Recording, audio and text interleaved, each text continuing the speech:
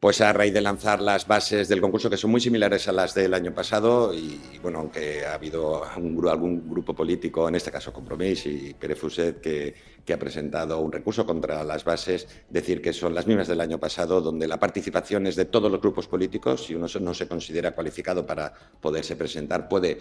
nombrar a cualquier persona, del gremio del artista Falleros, como de las agrupaciones. En fin, las bases están igual que las del año pasado.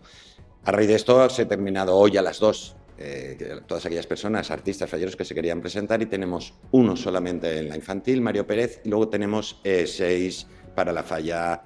grande, donde se vuelve a presentar, según me han comunicado, Alejandro Santaolalia, pero bueno, tenemos a Pere Baenas también, que se ha presentado, y otra serie de artistas reconocidos que ya han plantado también en esta falla. Este año lo que hemos hecho ha sido adelantar mucho antes las bases y para ver quién se presenta, quién adjudica el jurado las fallas municipales del año 2026. En los precios, el presupuesto va a ser el mismo que el año pasado, pero ya estamos trabajando para que en el año 2027 tenga un incremento de precio, porque sí, porque se lo merecen las fallas del ayuntamiento, y también porque todos los materiales y todo pues va subiendo.